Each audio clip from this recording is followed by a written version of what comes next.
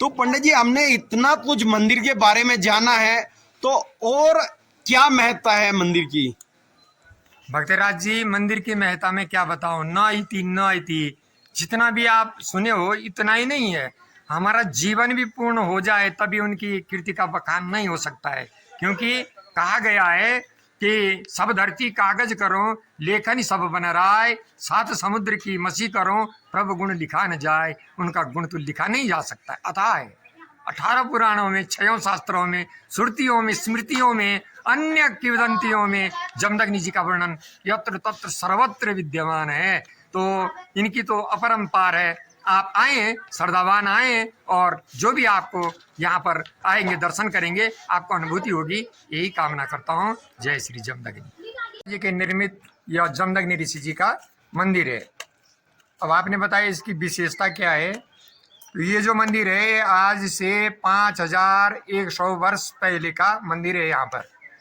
यहाँ पर ऋषि जमदग्नि जी ने शैलेश्वर महादेव जी का स्तवन किया, उनका अभिषेक किया और यहाँ पर बैठ करके तप किया। इसका प्राचीन जो पौराणिक जो वर्णन है, इसका नाम राम आश्रम। यहीं पर परशुराम जी का जन्म हुआ था और यहीं पर सहस्त्रभाव की सेना के साथ जमदग्नि जी के आश्रम पर ही युद्ध हुआ था। सहस्त्रभाव के सैनिकों का तहस नहस कामधेनु के द्वारा यहाँ पर किया गया था। और जमदग्नि जी ने अपने तप के प्रभाव से माँ गंगा को उत्तर काशी से यहाँ गंगनानी नामक स्थान में उत्पन्न किया। रोज वहीं से अभी भी जल आता है और भगवान शंकर का अभिषेक होता है। यहाँ पर आने से इनके दर्शन का बहुत बड़ा महात्म्य है, क्योंकि कहा गया है यस्य स्मरण मात्रेण जन्म संसार बंधनात् विमुच्यते नमस्तस्मै वैष्णवे पर वैष्णवे। ये वैष्णवों के भी महावैष्णव है और इनका तो नाम लेने से ही संसार के तीनों प्रकार के ताप, दैविक दैहिक भौतिक तापा, तीनों प्रकार के ताप नष्ट हो जाते हैं। और जथो नाम तथो गुण जम दग्नि। जम का तात्पर्य अर्थ होता है काल, और अग्नि का मतलब होता है काल रूपी अग्नि को भी जिन्होंने जीत लिया, यानी जो अमर हो गए, जो अजर हो गए, उनका नाम जमदग्नि है। इस रवाई घाटी में जमुना, जम और जमदग्नि, इनका विशेष महात्म्य है, सभी पुराणों में वर्णित है। और जमदग्नि जी ने अपने तप के प्रभाव से यहाँ कल्प वृक्ष, दिव्य वृक्ष लाया, जो जिनका विशेष अभी भी यहाँ पर है, जिनके नीचे बैठने से भक्तों की सभी मनोकामनाएं पूर्ण होती हैं। तो विस्तार में मैं क्या आपको बताऊं, बहुत बहुत बड़ा चरित्र है जमदग्नि जी का। सभी पुराणों में 18 पुराण, उनके उप पुराण, 6 शास्त्र, सब उपनिषद, वेद, सब में जमदग्नि जी का वर्णन आता है। ये सप्त ऋषियों में से महान ऋषि थे। अन्य ऋषियों से इन्होंने अपने तप के प्रभाव से सप्त ऋषित्व अमर पद प्राप्त किया। आप आए, दर्शन करें और अपनी मनोकामनाओं को पूर्ण करें, यही कामना करता हूँ। जय जमदग्नि ऋषि महाराज। तो दोस्तों, मंदिर में और क्या क्या चीजें हैं, पीछे भी मंदिर बना है, तो पंडित जी उसके बारे में भी बताएंगे। यहाँ जो जो पूजा होती है, जिस जिस स्थान पे पूजा होती है, कौन से देवता की कौन से स्थान पे पूजा होती है, वो पंडित जी हमें पूरी डिटेल में बताएंगे। अभी पंडित जी ने बताया कि इसकी महत्ता क्या है, यानी 5100 साल पुराना ये मंदिर है दोस्तों। तो इतना प्राचीन मंदिर, तो मंदिर तो सारे प्राचीन ही है, पर मंदिर की जो महत्ता है वो 5000 साल पुरानी है दोस्तों। सुन के मेरे को भी झटका लगा कि 5000 साल पुरानी सभ्यता, और बिल्कुल एक्यूरेट तरीके से, यानी बिल्कुल उसी तरीके से आज भी यहाँ पर उसी तरह पूजा होती है। तो दोस्तों, पूरा कंप्लीट आपको मैं दिखाने वाला हूँ। कहाँ पंडित जी आप तो हमें बताएंगे कि कहाँ पहले पूजा होती है और उसके बाद कैसे कैसे पूजा होती है। क्योंकि अभी मैं इंतजार कर रहा था, पूरा 1 घंटा यहाँ पर पूजा चली है मंदिर में, ढोल नगाड़ों के साथ में पूजा हुई है। तो वो पूरा हम जानेंगे पंडित जी से। चलो चलते हैं मंदिर के चारों ओर। और क्या क्या पंडित जी ने बताया, यहाँ तलपट का पेड़ है, अभी आपको वर्णन भी सुनाया कि उसके नीचे बैठने से सारी मनोकामनाएं पूर्ण हो जाती हैं, और जो कोई भी शरीर में दुख दर्द होता है वो भी दूर हो जाता है दोस्तों। तो हम मंदिर के चारों ओर जानते हैं, और अब जानेंगे पंडित जी से कि पहले पूजा कैसे होती है और फिर उसके बाद कैसे कैसे किस किस स्थान पर कहाँ कैसे पूजा होती है दोस्तों। चलो चलते हैं मंदिर के चारों ओर। आइए, पहले यहाँ प्राचीन गर्भगृह है। गर्भ भगवान शैलेश्वर महादेव विराजमान हैं। उनके साथ में माँ गौरा, गणपति, कार्तिकेय, गंगा और यमुना। आप मूर्ति को देख रहे होंगे, पाषाण की मूर्ति है। उनमें भोलेनाथ, माँ पार्वती, गणपति जी, गंगा और यमुना विराजमान है। तो सर्वप्रथम पूजन यहाँ गणपति जी का होता है। गणपति जी के पूजन के पश्चात फिर माँ गौरी का पूजन होता है और गौरी पूजन के बाद भगवान जमदग्नि जी का पूजन होता है। तत्पश्चात शिवलिंग पर अभिषेक किया जाता है। सज्जनों, इस शिवलिंग की विशेष महत्ता है। अपुत्र पुत्र नाशंतो, इनके दर्शन जो भी करेगा, यदि उनको संतान नहीं है, पुत्र की प्राप्ति नहीं होती है, तो उन्हें पुत्र की प्राप्ति होगी, इसमें कोई संशय नहीं है। श्री शैलेश्वरो विजयते तरा।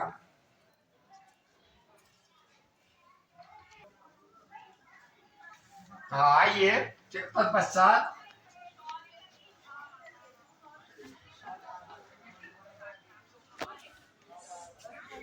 दोस्तों आज नेक्स्ट हम चलते हैं, तो पंडित जी हमें नेक्स्ट बताएंगे, ये नेक्स्ट पूजा कहाँ पर होती है वो पूरा दिखाएंगे हमें। अब हम चलते हैं मंदिर के बिल्कुल बैक साइड में और वहाँ पर देखते हैं कि पंडित जी हमें क्या बताते हैं और वहाँ पर किस तरीके से पूजा होती है वो भी पूरा आप तो डिटेल में बता रहा हूँ मैं आपको। यानी आपको 5000 साल पुरानी सभ्यता और उसमें जो आज भी आनंद है। फिर तत्पश्चात गणपति पूजन के बाद यहाँ पर जमदग्नि ऋषि जी के सानिध्य में आते हैं। यहाँ पर जमदग्नि ऋषि जी, माँ रेणुका जी, श्री अगस्त मुनि जी तथा अन्य नाग देवता, क्यार्क देवता, कैलु देवता, जयसर देवता इत्यादि अन्य छोटी छोटी देव मूर्तियां इन 3 महान मूर्तियों के सानिध्य में हर समय रहती हैं। फिर यहाँ पर अभिषेक करने के बाद इनका पंचोपचार पूजन करने के पश्चात फिर यहाँ से हम लोग एकादश रुद्र का पूजन करने के लिए, जिसमें कुबेरों का भंडार लगा था, एकादश रुद्र का पूजन करते हैं। एकादश रुद्र से पूजन करने के पश्चात आकर के फिर द्वार श्री का पूजन और फिर पांडवों का जो थाती है, जो पांडवों के आराध्य भगवान नारायण है, उनका पूजन करते हैं। तो चलो चलते हैं हम उधर जिधर बताएंगे हमें पंडित जी। अब ये सब प्राचीन है जो मैं दिखा रहा हूँ आपको।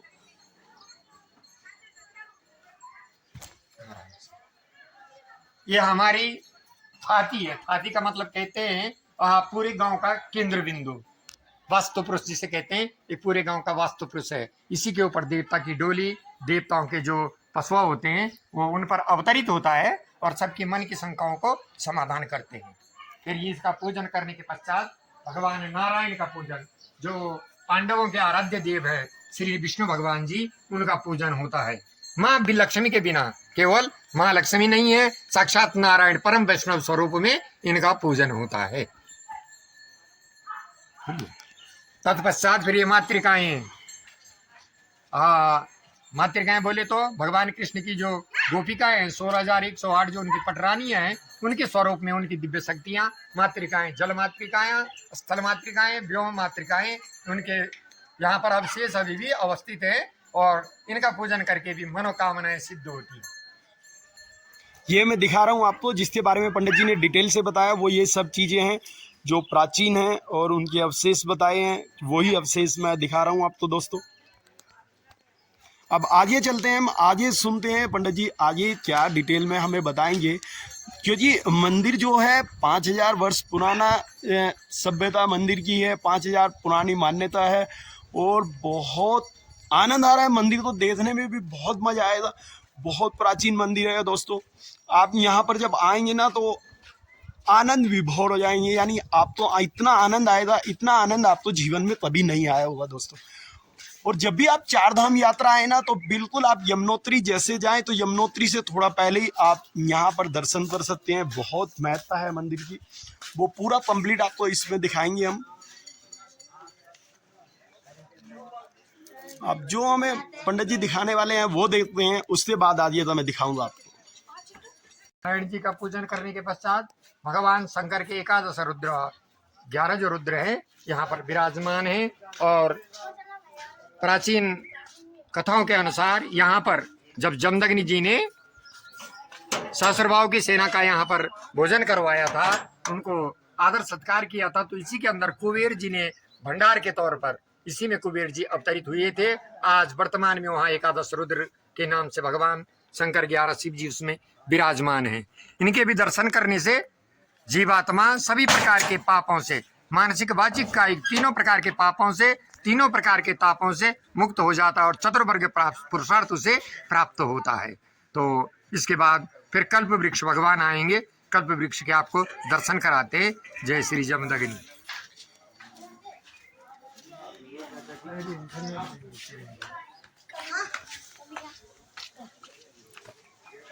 अब हम चलते हैं कल्प वृक्ष के जो पेड़ है उसके पास चलते हैं और उसकी महत्ता जानते हैं पंडित जी से।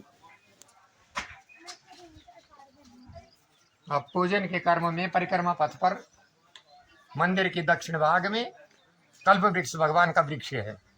कल्प वृक्ष जिनके बारे में कहा गया है किम किम न साधयन्ति कल्पलतैव विद्या। विद्या और कल्प वृक्ष यही दो हैं जो मनुष्य की सभी मनोकामनाओं को पूर्ण कर सकती हैं।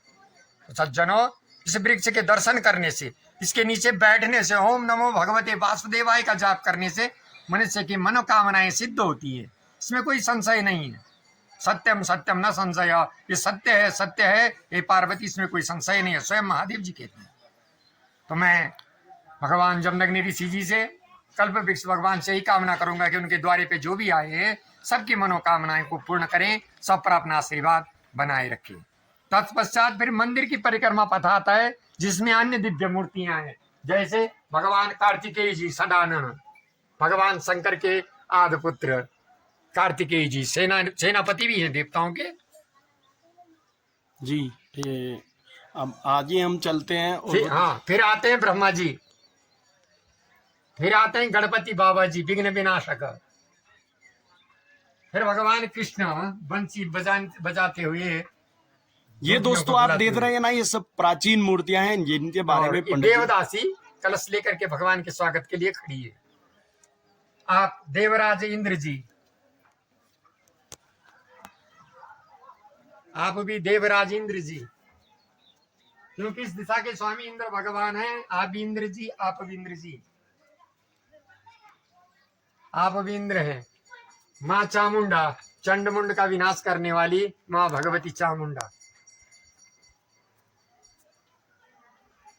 और महिषासुर मर्दनी, महिषासुर का वध करने वाली माँ भगवती महिषासुर मर्दनी जी, माँ पार्वती। धन्यवाद। इसके बाद पूजन परिक्रमा फिर मंदिर में ही चली जाती है और भगवान जी का धूप ध्यान करके दर्शन करके सभी भक्त लोग अपनी मनोकामनाओं को पूर्ण करते हैं। और आशा करते हैं कि आप सब श्रोतागण, दृष्टागण सबकी मनोकामनाएं पूर्ण हो, महाराज की कृपा सब पर बरसती रहे, यही कामना करते हैं। जय श्री जमदग्नि। दोस्तों आप तो ये सारा मंदिर के बारे में जान करके कितना आनंद आया होगा, और जब इसी आनंद को आप यहाँ पधार करके दर्शन करेंगे और इसकी महत्ता को जानेंगे तो पंडित जी जो हैं वो आप तो इसी स्थान पर उपस्थित मिलेंगे। और आप कहीं से भी आए, दिल्ली से, बंबई से, 4 धाम यात्रा के लिए आए तो पंडित जी के दर्शन भी आपको यहाँ पर होंगे और भगवान के दर्शन भी आपको होंगे। और जो डिटेल आपने मंदिर की जानी है वीडियो के माध्यम से, अगर आप इसको रियल में आप यहाँ करके महसूस करेंगे तो आप कितना आनंद आपको आएगा। और 4 धाम यात्रा जब आप आते हैं तो उसके बारे में भी पंडित जी आपको बताएंगे कि आपको इस स्थान पर कैसे पहुंचना है।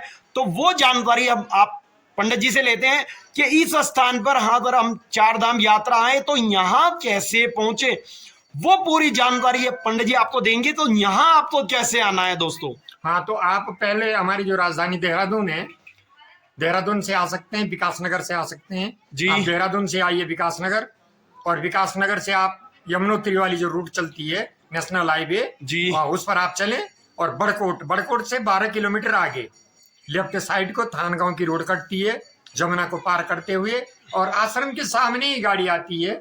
आपको लगभग 500 कदम आपको पैदल चलने, बाकी तो वाहन आता है। और खरादी और गंगनानी के बीच में वहां से आपको रास्ता थानगांव का मिलेगा। जमदग्नि ऋषि का नाम लीजिए या थानगांव का नाम लीजिए, पंडित अनुसुईया प्रसाद जी का नाम लीजिए, आप पहुंच जाएंगे, किसी से भी पूछ लीजिएगा आप पहुंच जाएंगे।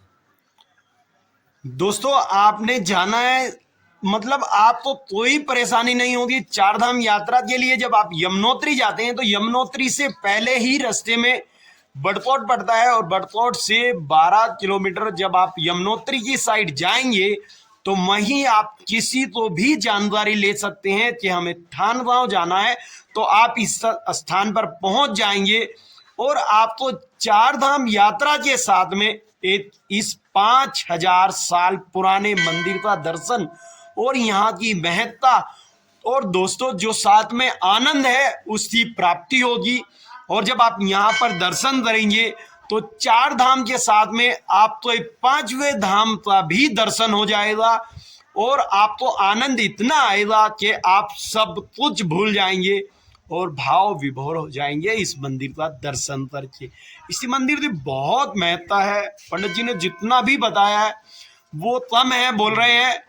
मंदिर की महत्ता इससे भी कहीं ज्यादा है और साल में एक बार यहाँ पर मेला भी लगता है, उसके बारे में भी बताएंगे कि मेला कब लगता है और कैसे मेला लगता है और कौन सी तारीख में लगता है, वो भी आप जानिए पंडित जी से। ये मेला हमारी जो सौर गणित है, मिथुन की जब संक्रांति होती है, मिथुनार्क होता है, तो जिस दिन भगवान मिथुन राशि में प्रवेश करते हैं सूर्य भगवान, उसे हम संक्रांति कहते हैं। उस संक्रांति 2 गते और 3 गते और लगभग 14-15 जून के अंदर ये मेला आता है।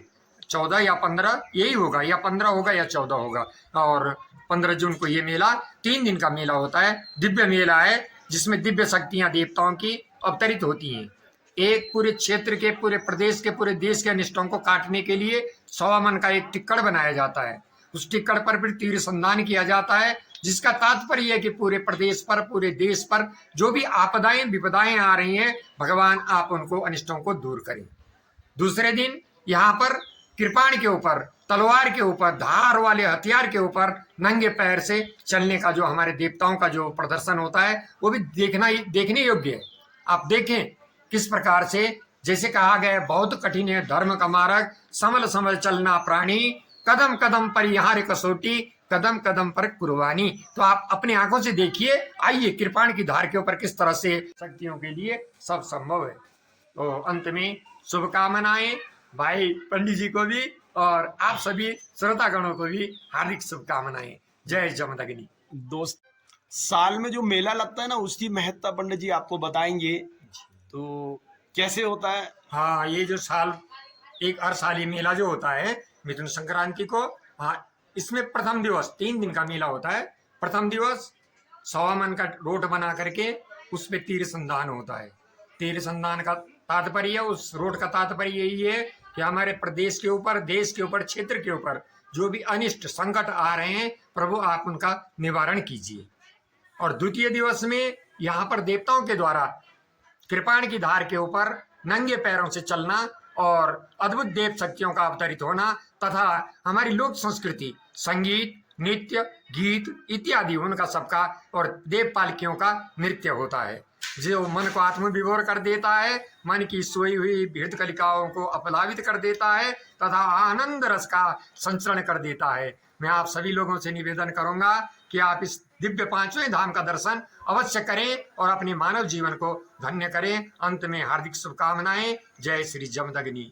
जय जगदम्बे। दोस्तों मुझे तो सुनकर ही इतना आनंद आया था और जब रियल में हम इसको देखेंगे तो आनंद की प्राप्ति करेंगे। और पंडित जी ने जितनी जानकारी दी, मैं काफी साल से यहाँ पर आता हूँ पर इतना मजा मुझे कभी नहीं आया, मतलब इतना आनंद कभी नहीं आया। मजा मतलब अपनी भाषा में हम बोलते हैं, इतना आनंद दिल को कभी नहीं मिला जब यहाँ की महत्ता को हमने जाना। और दोस्तों ये जो आप वीडियो में देख रहे हैं, जब आप रियल में इसको महसूस करेंगे, यहाँ आकर के रियल में देखेंगे तो तब आनंद इतना आएगा ना, बहुत आनंद आएगा। और ये 5वें धाम का आप दर्शन करेंगे दोस्तों। और यहाँ जो आसपास के लोग हैं, बहुत अच्छी मतलब व्यवस्था है, बहुत अच्छे लोग हैं। और यहाँ आसपास का क्षेत्र है उसमें आपको किसी तरह की कोई परेशानी नहीं आएगी अगर आप यहाँ दर्शन करने आते हैं। वीडियो देखने के लिए दिल से धन्यवाद। और दोस्तों अगर आपको आनंद आया हो तो कमेंट करके बताना कि मंदिर आप देखने कब आ रहे हैं। इस मंदिर का आप दर्शन करने कब आ रहे हैं ये कमेंट करके बताना दोस्तों। जय हिंद, वंदे मातरम दोस्तों।